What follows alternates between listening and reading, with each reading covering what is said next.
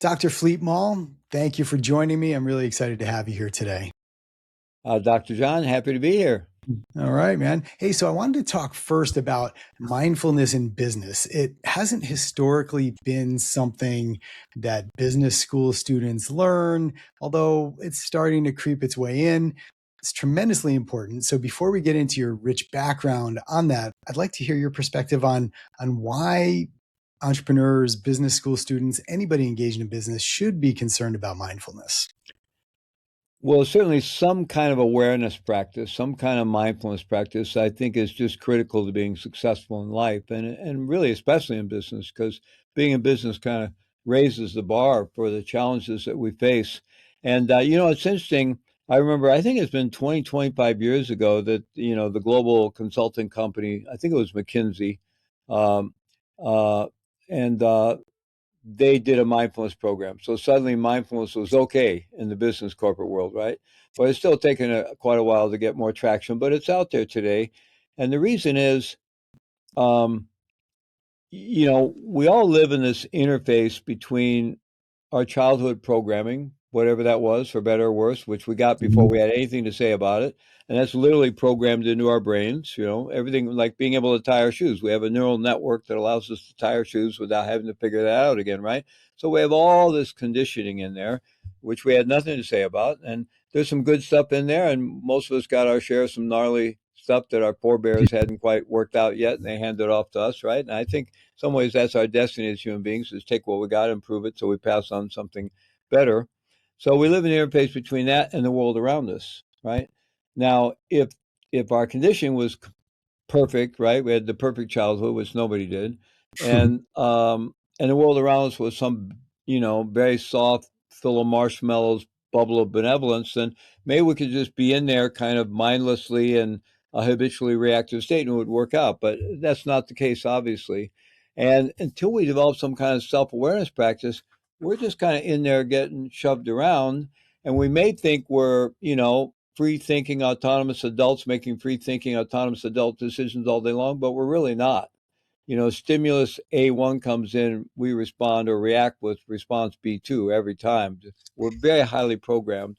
And so, in order to actually have choice, right, to really begin to be a conscious human being, much less a conscious business owner, and actually choose how we're responding to the circumstances and challenges we face day in and day out, internally within ourselves and in the world around us, to be able to choose how we respond to that rather than just reacting in habitual ways, we have to have some presence of mind. We have to have some awareness. There's got to be a gap between the stimulus and response. Viktor Frankl, in his book, Man's Search for Meaning, very famously talked about that gap between the stimulus and the response, or if it's habitual reaction is a better word, but it's in that gap where all our freedom lies. And most of us, most time, don't even experience that gap. So the way we can experience and expand that gap is through mindfulness practices, where we're able to slow our mind down, develop presence of mind, more awareness, and we recognize that we're living a choice all the time, and we're either making those choices consciously or we're letting our conditioning make those choices for us. And that may work out some of the time, but a lot of the time it doesn't work out so well. And then we just find ourselves at the next consequence and the next consequence going, how did I end up here again? I think having some kind of awareness practice is just critical. It's just, it should be in the toolkit of every human being. And fortunately, they're starting to bring it into K through 12 education, mostly in some of the more alternative schools, but some public school systems as well, because it's just basic human skill. I mean, we all have it to a degree. We couldn't function if we didn't have any mindfulness, but we can have a lot more, a whole lot more than most of us have until we intentionally begin to cultivate it.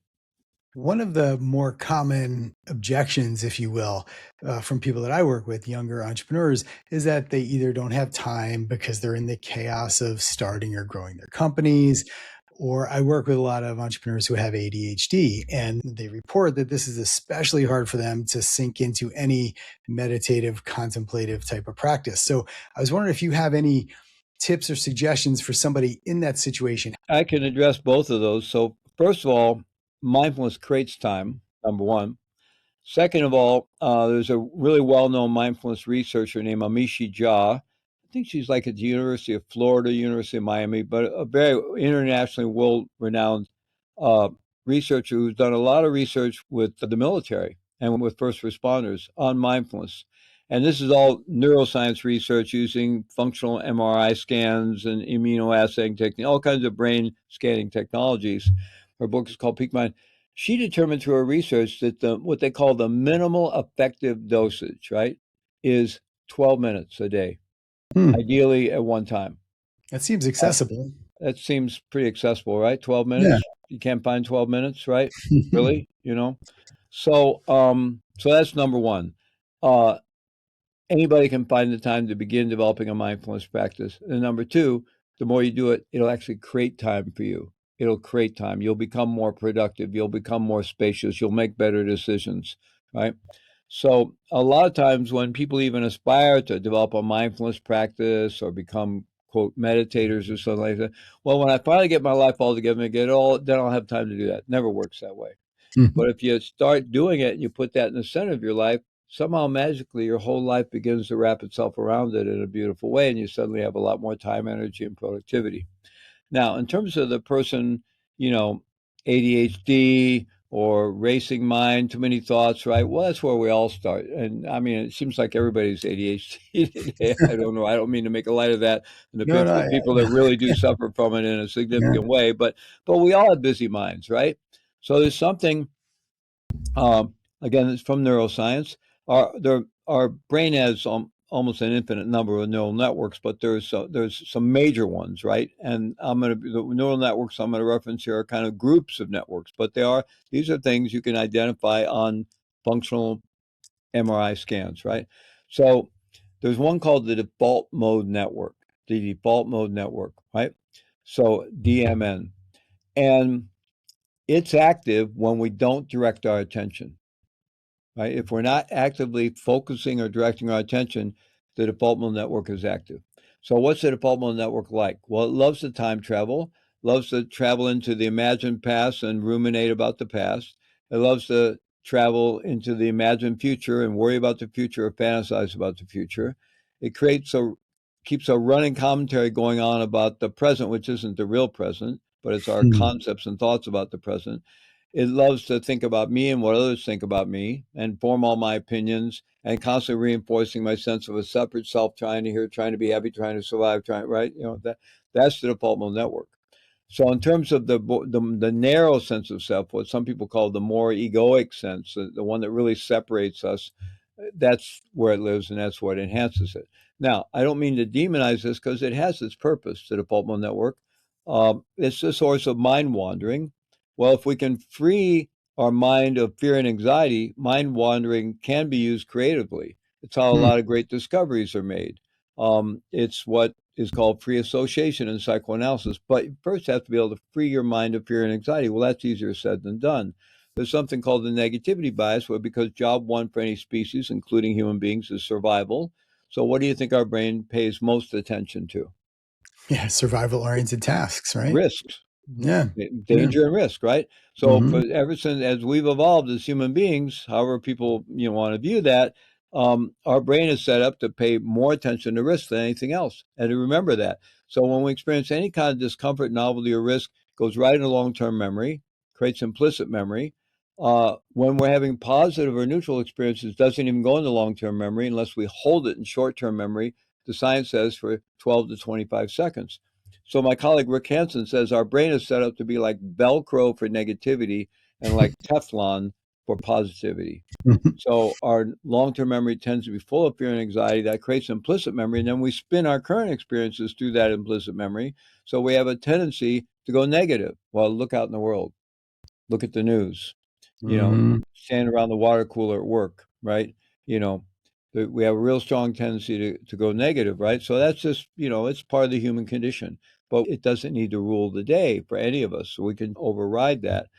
And that's why my friend Rick Hansen says focus on positive experiences and dwell on them, savor the good, because then they'll go into long term memory and you'll balance some of that out in there. That's more of the long term project. So, at any rate, because of negativity bias, when we just let the mind wander, where does it wander? To the negative most of the time. That's why neuroscience researchers say a wandering mind is an unhappy mind. A Mm. mindful mind is a happier mind. Okay. So, what do we do with that wandering mind? Well, there's another neural network called the task positive network, sometimes called the executive network. And again, this is kind of describing in technical terms a group of networks with fancier sounding neuroscientific names. But task positive network is valid. And that has a mutually antagonistic or mutually inhibitory relationship with the default mode network. So we bring the task positive network online, default mode network naturally starts to go offline. So most people, when they're introduced to a mindfulness practice, they're introduced to it unintentionally, but in a very cognitive way, a top-down way. You know, focus on your breath, pay attention to your breath or your body, be mindful of this, and then your mind is going to wander and you bring it back. Mind wanders, you bring it back. Okay, that is mindfulness training. Problem is it's going like this, right? Because we're nothing to anchor the mind, right? So if we can activate the task positive network, that'll have the mind cool. We don't have to struggle. In fact, you don't want to struggle with the mind. You try to stop. Some people think mindfulness is stopping your thoughts. Doesn't work, futile, waste of time and energy, right? Just makes it worse, right? Instead, we activate the task positive network. The mind starts to quiet down quite naturally. So how do we do that? Well, I'd like everybody in the audience right now, just to imagine, probably everybody here one time or another tried to thread a needle, Hmm. right? Or if there are any hardcore guys out there, they never threaded a needle. Maybe they put the bait on a fish hook or something like that, right? But something, just imagine you're doing that right now. Like there's the needle, the little eye, you got that thread, you're trying to get it through there. You know, you're really focusing. For a moment, your mind got really quiet, didn't it? Mm. With all of that experience, that's the shift. You just experienced the shift from the active default mode network to the activated task positive network. Well, the thing is, how do you sustain that? So back to mindfulness. The way I teach mindfulness, and my model is called neuroscience informed, somatic, embodied, body based mindfulness. So if you develop a deeper felt physical presence of the body, externally, all the sensations we can feel on the surface of the skin from head to toe, and even more importantly, the internal landscape, which we experience through what's called interoception or internal perception, and we can feel the body all the way down to the bones. The whole body is a living organism, all sensory, the glands, circulatory system, muscles, everything about our body. We can feel it. Mostly we ignore it unless there's pain. We live up here, cognitively oriented, visually, auditorily oriented out there. So we live up here and out there. In fact, I have a friend that says in modern culture, the body's been relegated to nothing more than a brain taxi, something to carry around this supercomputer on our shoulders. And, you know, I think that's quite natural, the human condition, because we do have a supercomputer. We all have one up here. It's the most amazing computer in the known universe. So we get fascinated with it. And also, of course, we're very externally oriented. We need to meet our needs out there, right? So we tend to ignore the body. Now, I think when we lived in more natural settings, you had to be more in your body to survive. But in a modern world, we can walk around really disembodied and live up in our heads. So everybody knows what interoception is, though, because that's how you know when you need to use the restroom. It's how you know when you're tired, how you know when you're hungry, if you experience muscle pain, um, anything like that's interoceptive. But most of us just ignore it. So you can cultivate access to that. And the more you feel your body, that activates the task positive network. It keeps it activated. Mind quiets down very easily. So with this deeply embodied approach to meditation, anyone, even people with the wildest discursive minds, can learn to meditate very easily and very quickly because the mind settles naturally. So I think, you know, fortunately, mindfulness has been mainstreamed a lot in our society. I still think the majority of people who try quit because they don't get the right instruction. So they find it too hard, boring. Maybe they're trying to sit there and their back hurts and knees hurt. It doesn't have to be like that. You can learn it very easily. You can start getting results immediately. And then you can do it for 5 minutes, 10 minutes, and really get a result. And that result will impact your whole day. And not only that, with mindfulness, not only can we be mindful in the moment when we practice some kind of mindfulness, but over time, it increases our baseline of mindfulness. So over time, we generally have a quieter mind. We're generally more present. We're generally more aware. That becomes more of our baseline, right? So, and this is all research based. This is all current neuroscience supporting this. So it's accessible to anybody. It's not hard to learn. And it changes everything about how we live our lives and run our businesses. And it's probably one of the more researched things out there. I mean, there's been a lot of research on mindfulness and meditation. And the headline for people who feel like they're too busy is that maybe to not view it as superfluous to what you're doing, view it as key to what you're doing, right? Because like you mentioned, we kind of need that open space, that creative space where we're not thinking about anything in specific and we're tapping into our creativity and innovation and that sort of thing. So yeah, I guess if we view it as an important part of the work so we can do what we do better, maybe that's a different I think reframe it's for really our people. superpower. And not only that, we all have kind of our individual superpowers, but it's our access to our own superpower. It's the portal into the best we have and the best we can do through presence. It's simply being present. Now, I think it's very helpful to have a formal practice where we sit down for 5, 10 minutes, 12 minutes, 15, 20, whatever we can do on a fairly consistent basis. But we can also bring mindfulness to anything we're doing. We're out walking the dog. We can either be spaced out, unconsciously mind wandering, or we can be focused on being really present, enjoying being outside, feeling our feet on the ground, feeling the air, experiencing nature, enjoying being with our dog.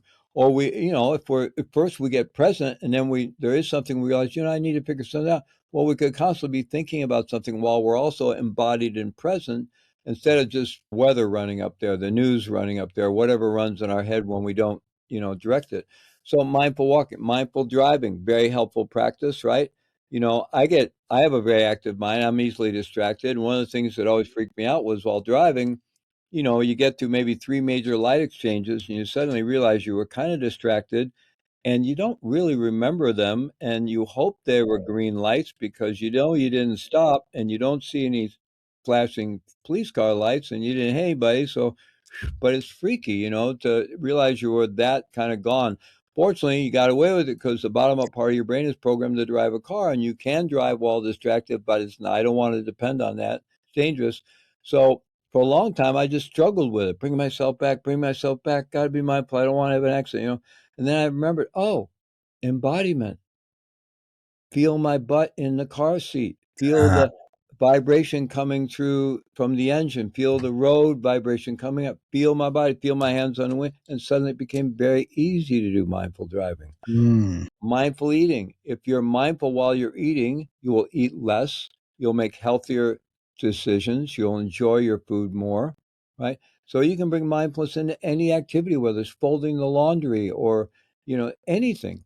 And the more you do that, the more you'll train your mind to be more present, more mindful, more aware. But it does help to fuel those opportunities. It helps to have a formal practice where you just sit down for a few minutes and do nothing but just sit there and feel the body and feel the breath, but really feel it, not just direct your attention to the concept of body or the concept of breath, but you have to penetrate with a gentle effort down through the conceptual layer into directly feeling the sensate experience of the body breath, the actual tingling sensations, the muscle contractions, the pins and needles, the sensations of pressure, warmth. You have actually the aliveness of the body. When you get into that level, that activates the task positive network, mind quiets down. And when you do it repeatedly, you're creating a state, right? When you do that, you're getting into the state of mindfulness. States are temporary states, but when you repeat that state again and again, it starts to become a trait and you start to Mm. become a more mindful person. And that radically changes our life. We make better decisions about everything in life, including our businesses. Yeah, our relationships are better. We solve Everything. problems better. We're more creative. We're more innovative. And what you just described made me think. I was reading something that you had written about. Mindfulness misses the body, right? Because we try to get so much into our head. And what you were describing about feeling those sensations. So I'm guessing that's the somatic element of what you teach. Absolutely. And it's a bottom up approach because even some people that talk about somatic meditation and body work and somatic work, they're still directing it in a cognitive way from up here, top down. The way our biology works, I mean, our cognitive brain is very important. Don't get me wrong, and our ability to think and make, is very important. And we do direct some things, and in some sense, we have to begin by directing our intention to do something, right? But then what we want to do is really come into the body and learn to deeply feel the body all the way down to the cellular level. Because the way our body the most complex system in the known universe, the human body, nervous system, and brain, by far. Like the brain has 1.1 trillion brain cells. 80 to 100 billion of those are the smart neurons that form all the neural networks, and they create somewhere between 500 trillion and whatever a million trillion is uh, connections. I mean, it's just infinite possibilities, right? Yeah. So very complex system. We also have a neural network in the gut and a neural network in the heart and neural networks at every gland. I mean, the whole body is really is a brain. So we know that actually there's a communication going on continually, right? The body mind, it's a flow of energy and information moving all the time, right? And we can learn to feel that. Well, 80% of the communication flows up to the brain and only 20% down. So we're really bottom up systems, we're bottom up beings. But most of our efforts to do personal development work end up being top down, which is less effective. If we can learn to work from a bottom up way, it's so much more effective in healing trauma and optimizing our nervous system, training the nervous system not only to, like, if I notice I'm getting too upregulated, I know how to downregulate myself. I can do some simple breathing. I can do straw breathing, 4-7-8 breathing, or just take a deep breath or work with my posture voice. I know how to bring myself. If I'm too lethargic, I know how to do things to wake up my nervous system a little bit, Yeah. right? So I can do that intentionally. But the more we train ourselves, the nervous system learns how to do it on its own, and it's naturally more regulated, and it's naturally responding to the challenges of life. And we're moving from self-directed, intentional self-directed mindfulness, intentional self-directed self-regulation, which is where we have to begin. Over time, this is a learning machine. The brain and nervous system, it's a learning machine. Over time, it learns to do it on. So we move from intentional effortful mindfulness and self-regulation to effortless mindfulness and auto-regulation, right, over time. And that transformation is readily accessible to anybody with just a little daily practice. And I think what you said about the brain receiving more information from the body than vice versa is really important. We don't often think of it, right? We think of the brain as the command and control center. It sends all the commands out to the body and the body responds. But yeah, I'm a heart math facilitator and practitioner. So, we know that the heart actually sends more information to the brain than vice versa. So is that one of the reasons why just your feelings and emotions are really important? And because that's sending signals to your brain and your brain reacts in kind, is what it seems like. One thing broadly, our body knows. Our body knows what we need. Our body has tremendous wisdom. The body knows how to heal itself. The body has all kinds of extraordinary abilities which science is just beginning to understand, right? So the body is a tremendous source of wisdom and knowledge. So if we would just stay more tuned into the body, feeling the body, we would make better decisions about eating, about exercise, about our health, about our relationship, because all we got to do is check in and feel. Mm. Usually when we're doing things that end up not really being in our own interest or even our own enlightened self-interest and aren't so good for others, it's because we're ignoring what the body's telling us. We're caught up here in the mind and we're ignoring. And I think you could look at all our individual, relationship, communal, societal, even global problems, climate change and geopolitical problems, all the rest of it is really because we're also embodied. We're ignoring the body. The body tells us what's needed, and it's connected to the earth, it's connected to the heart, right? And we've divorced ourselves from that. We're living up here in these supercomputers. It's kind of like going into the age of AI, right? We all leapfrogged into the age of AI up in our brains, and we're ignoring the body and the heart, which are really important. I mean, this is an amazing having that supercomputer, but it's got to be reconnected to the body, to the earth and the heart. So we use that brilliant machine in service of the heart, in service of the body, in service of the earth, right? So, and you talked about, the heart math, a lot of what they talk about at heart math, and sometimes people confuse my organization, HeartMind and Heart Math. They're both wonderful organizations. We know the heart math people very well. And, but they talk about heart brain coherence, right? You could also talk about gut brain coherence, right? Coming into flow. Well, the more embodied we become, all our systems start to cohere and we start to experience a palpable flow. And the more we feel that, then we like that. It's very healthy. It works for us. So the brain and nervous system learns how to do that, and it starts to default to that, right? Because that's a good place to be in that state of flow. And really basic mind training, mindfulness awareness training in a deeply embodied way is the way that it's the way we really begin to get there. Yeah, and that flow state is what people are seeking, right? When they're trying to get some work done and they need to be creative. And yeah. So we were talking about the mind and thoughts. And then earlier you were kind of mentioning reality. And I think a lot of the problems we face are largely because of the thoughts we have about whatever we saw or experienced, right? And those thoughts about whatever we experience often don't reflect the reality of the situation. And I know you've probably got a few thoughts on that. I'd love to hear them. The way we think about things and the way we find ourselves reacting to things mentally and emotionally is all based on our conditioning. And Hmm. most of that conditioning is fear-based to one degree or another, right? Right. So that's why becoming more deeply embodied is so helpful, because my initial reaction to anything and what my mind does with it on a thinking level is very likely to be skewed in one way or another, and be caught up in hope and fear and fantasy and a lot of fear and my identities and all kinds of things. And but if I can just stop and drop into the body and just check in with a minute and feel, let myself feel, and then go, okay, what am I feeling in the body? So I'm trying to figure out this thing. I have this opportunity. What is my body? How does my body feel about that? What's Mm. my body saying? Maybe I'm really having trouble deciding about a business opportunity or a business deal or whether to hire somebody or any kind of decisions like that. Drop into the body and first, get kind of centered, get kind of calm, get in connection with the body and the breath as deep as you can, and then just open that question and just let it sit there. The clarity will come. If the clarity doesn't come, then you're not ready to make the decision. But most often, the clarity will come, and you'll know, and you'll Mm. realize, yeah, I was trying to talk myself into that, but I knew in my gut that wasn't going to be a good decision. That's not a good hire. It's not going to work out. This business opportunity, too good to be true, most likely not true.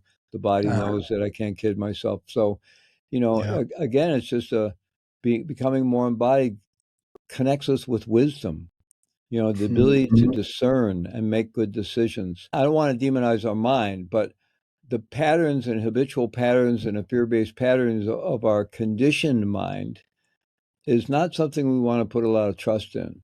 The body is much more trustworthy. We can use our minds very creatively. The mind is an amazing thing that we have these superpowers, but we need to be able to use it creatively and use it in an anchored, embodied way, or it'll talk us into anything. It'll talk itself into things, right?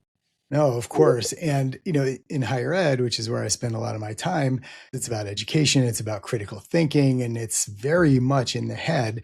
We talk about data and data analysis, but, intuition is also data, right? But I don't think we really appreciate that as much as like data we could see in a spreadsheet or something. So I think what you Yeah. mentioned is really important about just feeling it and letting your body send that signal up to the brain and say, hey, this is really what we think about this, versus the brain saying, hey, this is a great opportunity. We should do this. It'll contribute to the top line, whatever. Yeah, and there's all, in the world of cognitive science and cognitive psychology, we know there's all kinds of cognitive biases that come in.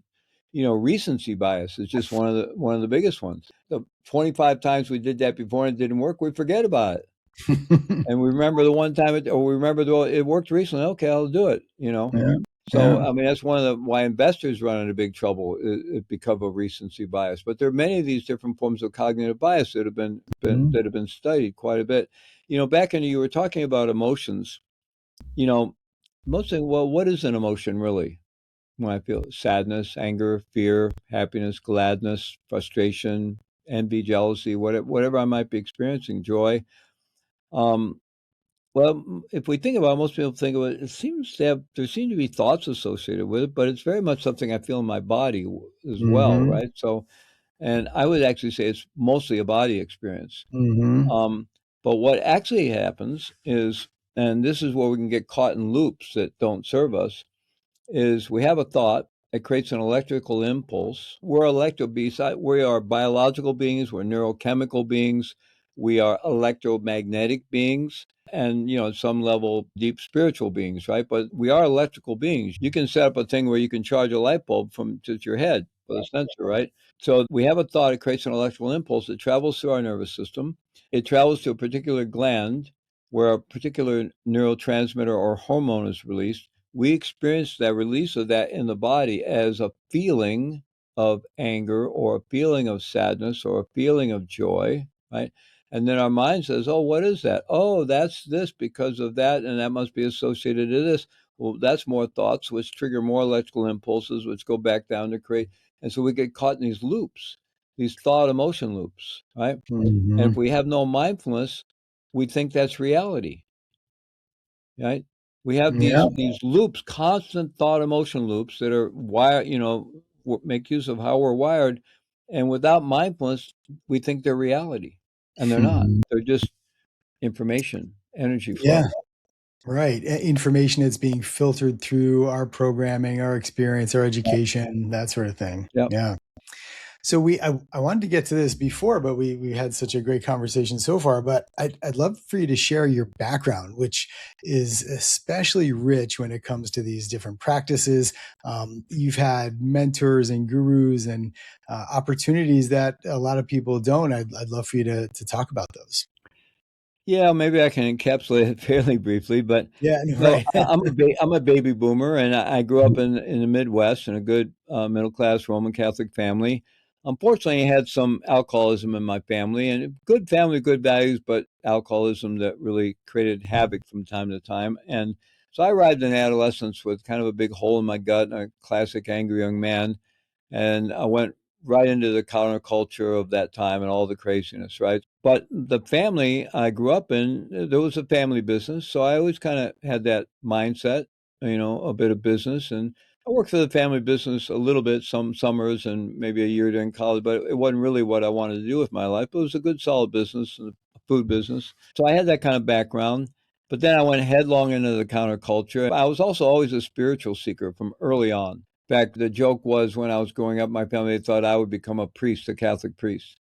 So I went very much the other direction from that. But full circle came around. I ended up becoming a Zen priest, a Buddhist priest later on. But um, at any rate, so I was a spiritual seeker. So all throughout the 60s and 70s, I was caught up in spiritual exploration, meditation, exploring all that, as well as all the drugs, sex, and rock and roll and all that stuff. And angry, and ended up living outside the States as an angry expat in South America, got into some small scale drug smuggling as a way to live outside the system, justified that with all this us versus them thinking. And Before I could, and eventually came back to the States and financed my way through going back to school and getting a graduate degree, doing an amazing intensive 3-year clinical training program. But before I could untangle all that mixed up stuff, I earned my way into a federal prison sentence. And I spent 14 years in a federal prison on drug charges. And, but fortunately, getting locked up was a huge wake up call for me. My son was 9 years old at the time. I was devastated over what I'd done to him, that he was going to basically grow up without a dad. I was devastated over what I'd done to myself, to my family, my community. I let so many people down.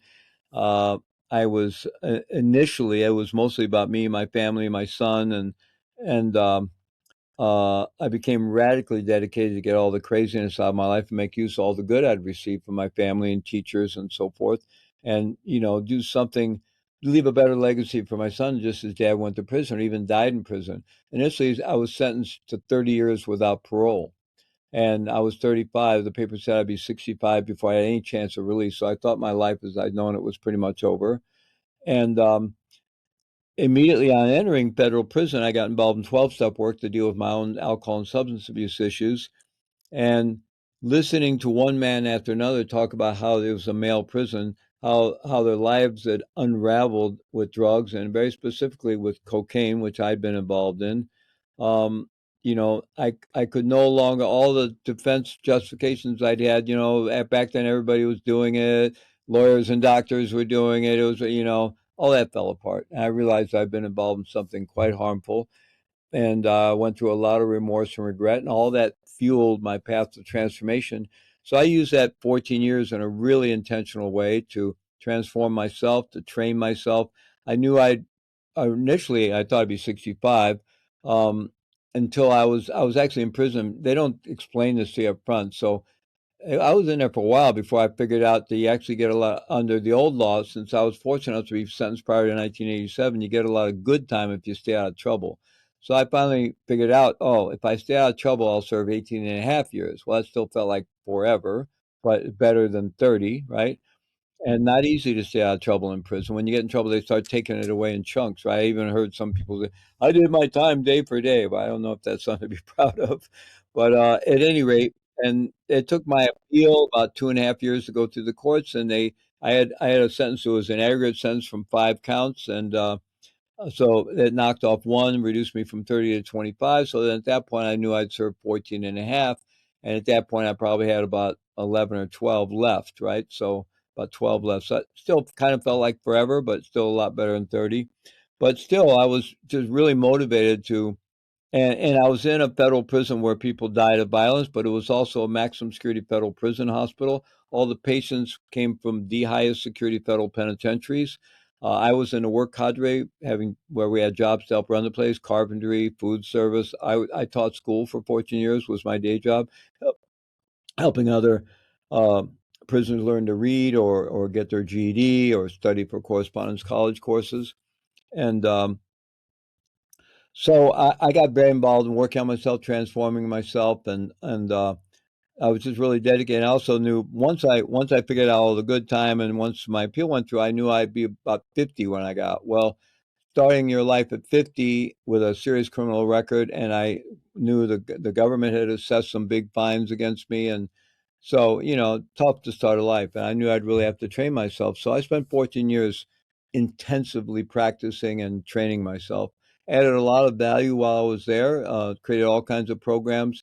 Helped create the first hospice program in a prison anywhere in the world. They were bringing all this was in the heights of the AIDS epidemic, and they were bringing all the AIDS patients there. So I was in a place where men were dying of AIDS and cancer and liver disease. And so we started a hospice program where we got outside people to come in and train a group of prisoners to go up and spend time in the hospital every day caring for men who were dying. And that was a huge transformative part of my life. And I started I was teaching meditation. I was very involved in 12-step work. And I started two national organizations that catalyzed two national movements, all of which you're not supposed to be able to do from inside a prison. But I was able to do that based on the philosophy I developed that I now call radical responsibility, which is just taking radical ownership for whatever circumstance I'm in and what I can do with it. And so, so that was a very powerful time. And I got out in 1999. So now be 27. Yeah, right now I got out around May. So it's been 27 years since I've been out, and I've had nothing but opportunity ever since I got out. And but during that, I had 10 years of training in meditation and psychology, uh, 15 years really before I went to prison, which begs the question of I ended up in prison, but I'm very thick-headed, and it was that era. But at any rate, I had a lot of training before I went. I deeply trained myself and was practicing 3, 4 hours a day and studying and reading everything I could for 14 years.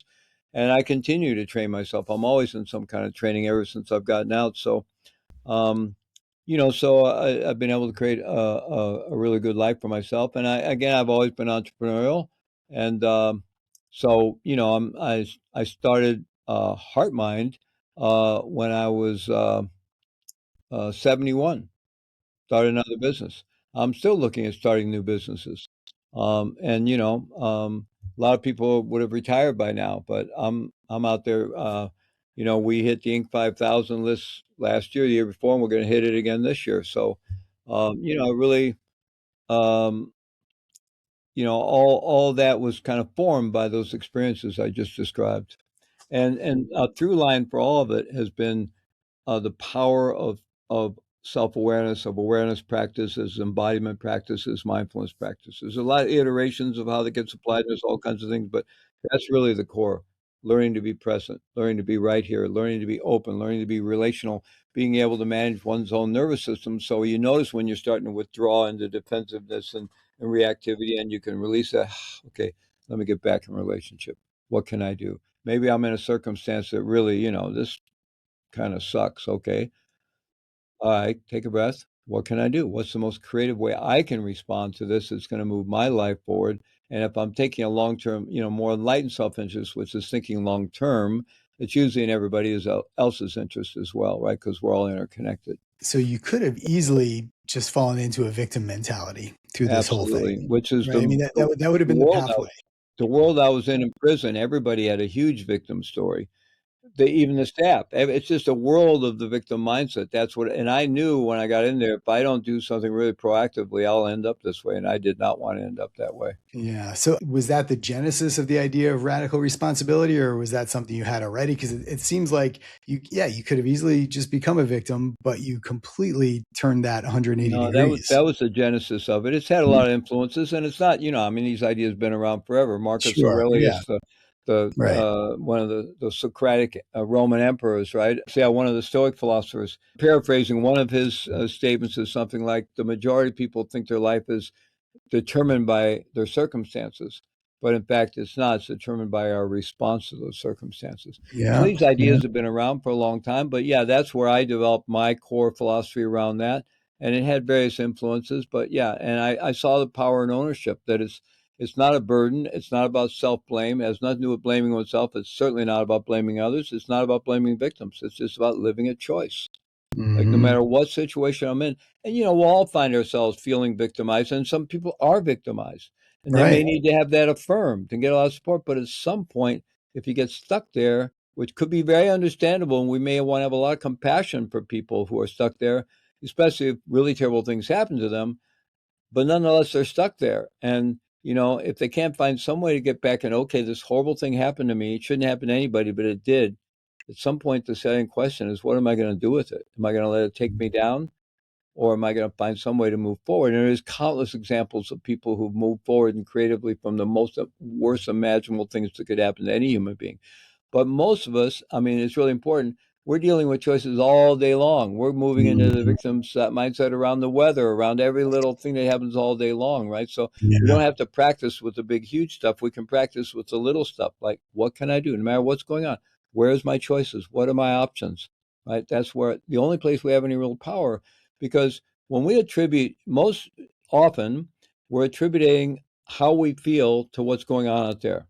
I'm either sad, I'm angry, I'm frustrated, despair, whatever, or I'm happy, glad, and it's all because of what's happening out there. Well, we have no control over what's going on out there. Zip.